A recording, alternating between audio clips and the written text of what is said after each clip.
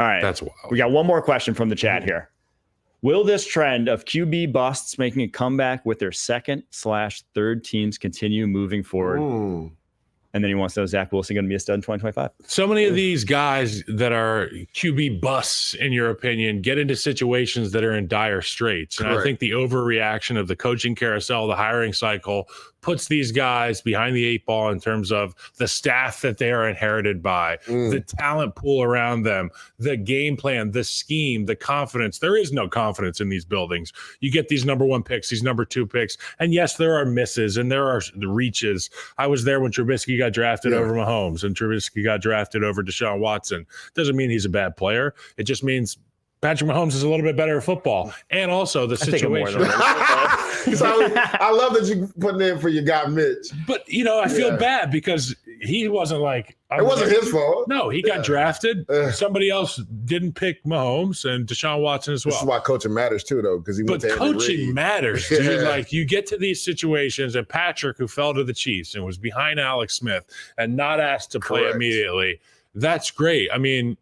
And then you see guys like Darnold who have been through football hell emotionally, physically, and in the media. You get an opportunity with a guy like Kevin O'Connell and that roster. It's no surprise that these guys are having success. I mean, I'm happy for backups. They get to rewrite their story. Geno Smith, Sam Darnold, all these guys. Baker Mayfield. Like, again, this is what we were talking about earlier. Like, people are so quick to label somebody a bust, but where you go to, where you fall in the draft, what scenario you in, like, are you in a situation that's built for you to have success, for you to develop? Like, again, we look at Zach Wilson. He went number 2 overall to my Jets. And, some of it was on him, but some of it was on his surrounding pieces as well. Like, the kid was getting beat up there, just like Sam Darnold was. I still look at him and think he could go for I would not be surprised if Zach Wilson 2 or 3 years from now has a similar Sam Darnold, Geno Smith story. He gets into the right scenario where he's competing with another guy to be the starter, and he outplays them and becomes a starter.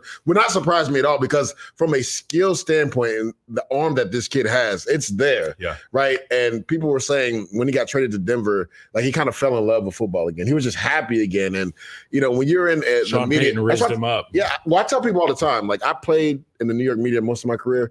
It's not for everybody. Nope. Like, it's not for the faint of heart. You have to not only be strong physically, but mentally, more than anything, you have to be smart. Because, like, everything you do is under a microscope. And it's going to be 10 times bigger in New York. So, like, to Kyle's point, where you go matters. Like, people are so quick to label somebody a bust, but where it's you such go, a bad word. It's such a lazy word without context. And without the pick was a bust. The player was always the player. Yeah. The player is who he is. Deep. That is. And to your point, right? Usually when you're going 1, 2, 3, it's because the team isn't good. You're going to. Yes. Right? So, like, this is why I think Adam Peters' home run job, Dan Quinn, and flipping that roster over, like, in regards to getting on a guy like Nick Allegretti, who has championship experience, Tyler Biadasz from the Dallas Cowboys. Now you make them weaker and you make yourself stronger within the division, right? When you get a guy like Jaden Daniels, who already has a true number 1 in Terry McLaurin, you bring in a veteran guy like Zach Ertz, he can really lean on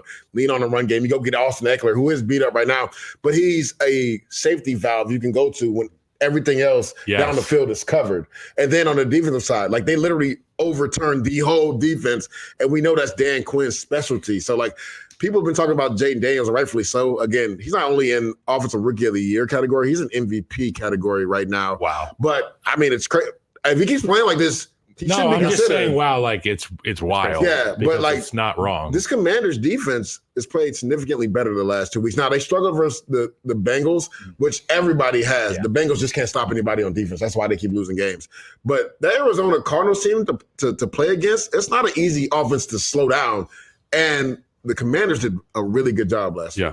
I'll say this about, people treat these number 1, number 2 overall picks as saviors, but, like, if your team drafting number 1 over 2 overall, your organization has failed at some point. Correct. Right? Like, you have organizational failings, and then you put that on this new quarterback and say he's going to turn us around instead of, like, looking internally. And now the Commanders did a great job of this, obviously, when you had a new owner, and that's part of the reason why things have turned over so fast there. But, like, they don't look in the mirror and say, where do we need to change as an organization to build around this guy? So I think that hurts a lot of these QBs. I will say Zach Wilson, whatever. I think there's another bigger conversation there that's developing these quarterbacks, like, in time. I think it's not a coincidence that Jaden Daniels looks the best as a rookie when he played 5 years of college. Correct. He got to develop Experience, at the correct pace, going from Arizona State, then to the SEC, where it's like the best competition in America. And like from each step up, he had the perfect amount of challenge to him given at each point in time. Whereas Zach Wilson went from the easiest situation I've ever seen at BYU behind this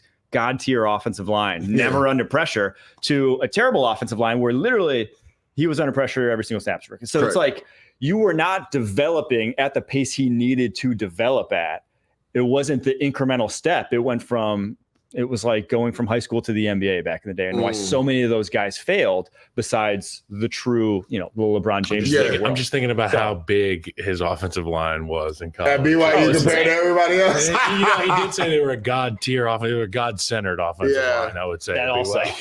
But it was them playing, and it was the COVID year, so he was only playing other non-Power 5 schools. Correct. He was only playing all these small schools and just beating them up, and it's like, just that leap in competition to expect him his rookie year to come in and start week 1. Yeah, he shouldn't have played. It was like, what are we doing here? Like that was just too much on his plate too quickly, and he just floundered. Yeah, to your point, Mike, I think, again, when a team is picking first or second, you made a great point. Like, you failed, a few times. A few times to be picking this high. And I think what teams have to realize is this guy isn't there to uplift the team. You guys need to uplift him. Yes. Right? You have to put him in a scenario. Like, this is why a lot of people thought that with Caleb Williams, this was the best scenario a number 1 pick has ever been in, because essentially they weren't the worst team in the NFL. They would have been picking 8, right? Because of the trade the year before. They were picking Carolina's, but it ain't great. It ain't great, but they also made some good moves in the offseason to make sure that he was solidified. I think a lot of people thought the offensive line would be better than it was, but as far as having the weapons, and I thought Caleb had his best game Sunday in regards to playing from within the pocket. Now, he didn't have gaudy numbers, but as far as the development part that we were talking about, he check downs, taking care of the football. That's the stuff that Caleb did. Of course, people will question, like, should they have taken Jaden Daniels? And that conversation is going to continue to happen. I will not entertain that conversation. I mean, Jaden Daniels, if you would have put him in, so his first year at LSU was his 4th year in college. If you would have put, this is Caleb Williams' 4th year since high school, right? If you would have put Jaden Daniels in an NFL offense, his 4th year out, he would have looked horrible, flat out. Like, he wasn't even that great at LSU. So I do think that's also like, he made a big leap up from what he had to do at USC to now what he's doing in the NFL.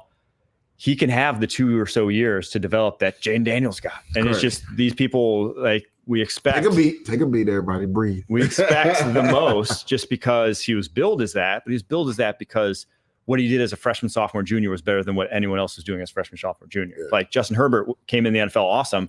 He played for 4 years in college. Like, there's a lot of these guys who come in. Baker Mayfield was awesome as a rookie, 5 years in college. It's like, you have to get the reps and develop against where you're supposed to be developing. Burrow experience. Exactly. So I do think that's a big portion of it, that we just don't give some guys grace. Thank you, Ezra. Them all to be CJ Stroud. CJ Stroud is the caveat. Like people have to stop leaning into that. Like, he's the anomaly. But then that's why you think CJ Stroud's like an MVP candidate and should be like among the top 3 in the NFL at some point in his career, because that's different. That's not what guys do. He's not what most guys do, right? He's not the track record.